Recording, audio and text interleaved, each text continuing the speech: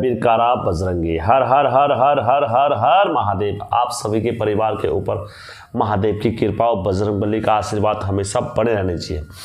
आज की मेरी सच्ची घटना है, किस तरीके से मैंने आप लोगों को बोला था घंडियाल देवता की यात्रा चल रही है और लगातार भक्तगण लगे हुए हैं और अपने अपने स्तर से निशान देवता और घंडियाल देवता की पूरी यात्रा पैदल मार्ग में चलते हुए जगह जगह कंडोली गांव से निकलकर अपने पूरे उत्तराखंड का भ्रमण करते हुए अपने वापस खंडोली गांव में आएंगे। दोस्तों, खंडोली गांव बड़ा ही विचित्र है और देवी देवताओं के लिए वहाँ पूजा और वहाँ के लोगों के दिल में अपार। दोस्तों, एक रियल घटना हुई वहाँ पर खंडोली देवता की यात्रा में और मैं वही आप लोगों के समक्ष रखने जा रहा हूँ कि किस तरीके से गांव में जब खंडोली देवता की यात्रा जाती है तो अपने अपने क्षेत्र में तो किस तरीके से लोग विघ्न डालते हैं, तो उस विषय में है मेरी कहानी। दोस्तों, हमेशा की तरह वीडियो में आगे बढ़ने से पहले मेरे चैनल का इंट्रो।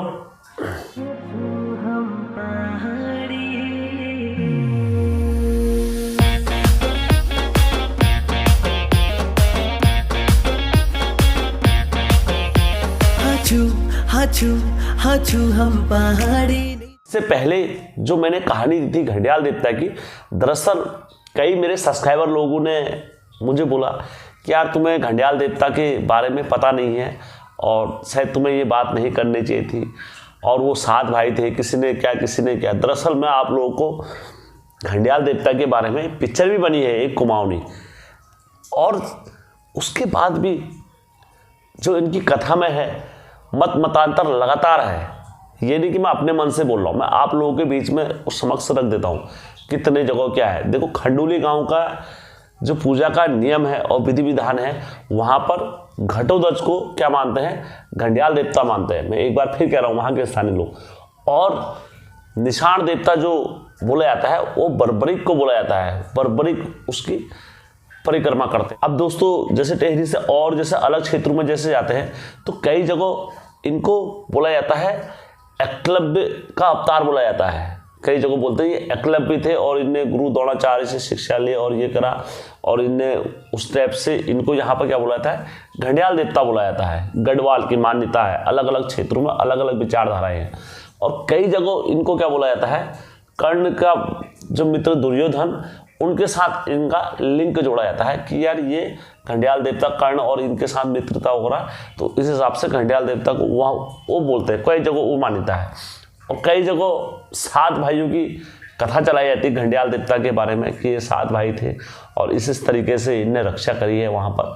तो दोस्तों, मैं किसी के आस्था पर वो नहीं कर रहा हूँ, लोगों के मत मतांतर हैं और जिसकी जैसी आस्था प्रभु को वैसे पूजिए, हम तो ये कह रहे हैं। बट आपका उद्देश्य और आपका लक्ष्य एक ही होना चाहिए कि पूजा भाव घंडियाल देवता की होनी चाहिए। दोस्तों, घंडियाल देवता जो होते हैं वो बद्रीनाथ के द्वारपाल होते हैं और उनकी मर्जी के बिगड़ ना कोई वहाँ अंदर आ सकता है और ना कोई बाहर जा सकता है। आप दोस्तों समझ सकते हो घंडियाल देवता की ताकत क्या है। तो दोस्तों, इसी में की मेरी कहानी है। दोस्तों, जो इस वक्त वर्तमान समय में अभी भी चल रही है, खंडोली गांव से जो विशाल यात्रा चल रही है, लगातार हमारे भाई लोग मेहनत कर रहे हैं। आप देख सकते हो किस तरीके से हमारी टीम से भी वहां पर नेगी जी वगैरह लगे पड़े हैं लगातार और हमें सूचना देते रह रहे हैं। मैं उन सभी का कोटि कोटि धन्यवाद करना चाहूँगा कि आप लोगों के माध्यम से पूरे उत्तराखंड वाले इस विधि विधान को जान रहे हैं। आप लोगों के सहयोग से जो हमें वहाँ से सहयोग करके बता रहे हैं कि हेम भाई ये हमारी पूजा का विधि विधान है।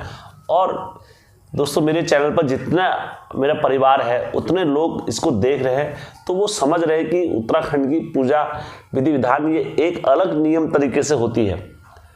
तो दोस्तों, इसमें आश्चर्यजनक बात नहीं है, उत्तराखंड में पूजा के कई नियम हैं।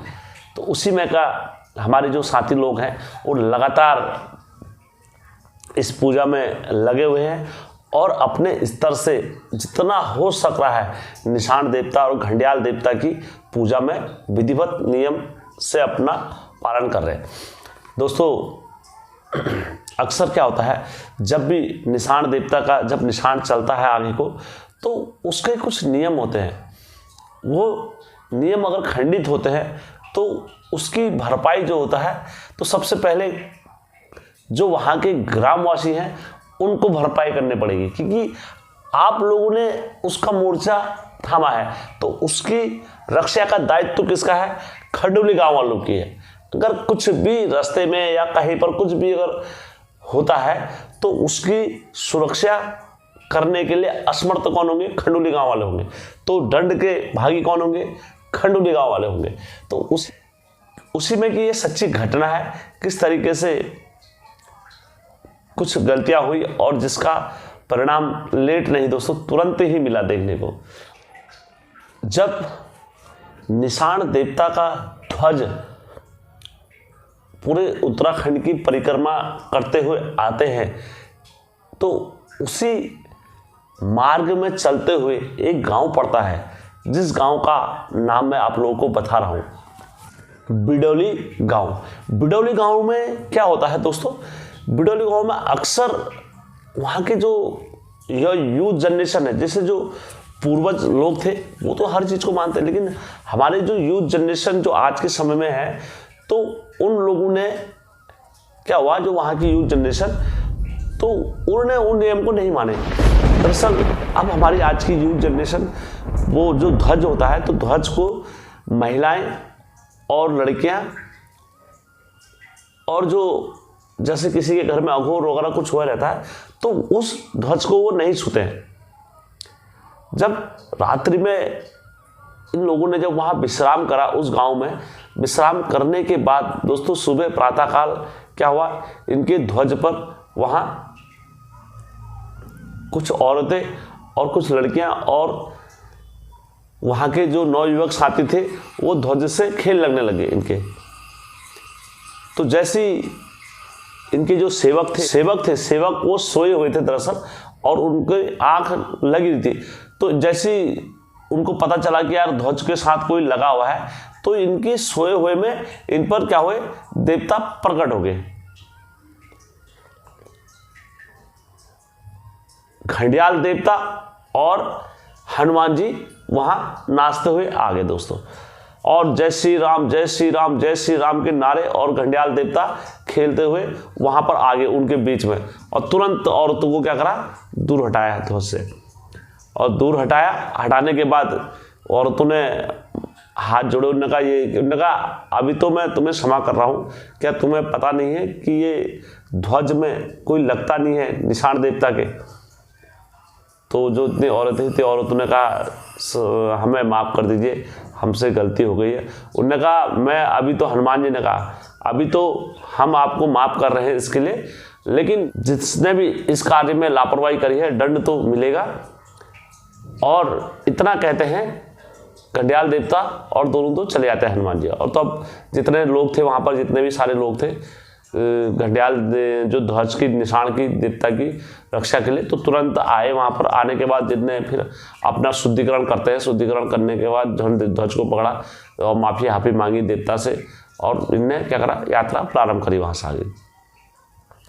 जैसी ये गांव में आगे निकले, 2 कदम आगे निकले, तो इनके गांव से सूचना आई है कि खंडुली गांव में एक व्यक्ति ज़्यादा एज के, 60-70 साल के थे, तो उनका क्या हुआ, निधन हो गया है।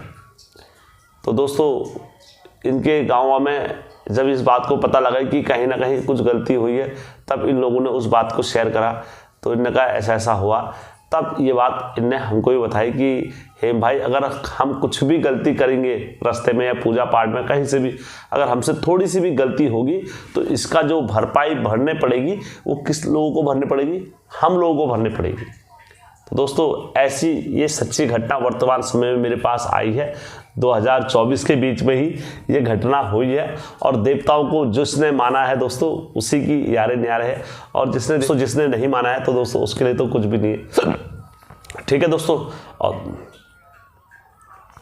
दोस्तों यदि आप लोगों के पास भी कोई ऐसी सच्ची घटना सत्यता के आधारित है तो आप लोग मेरे चैनल के साथ साझा करना चाहते हैं तो दोस्तों आप लोग मेरे चैनल के साथ भेज सकते हैं और मैं अवश्य आप लोगों के खुद के चैनल पर डालूंगा, क्योंकि ये आपका अपना चैनल है दोस्तों। इसमें आप जो कुछ भी घटनाएं देते हैं तो मैं ज़रूर उनको कथा पर लूँगा। थोड़ी लेट होती है लेकिन अवेयर नहीं होगी दोस्तों।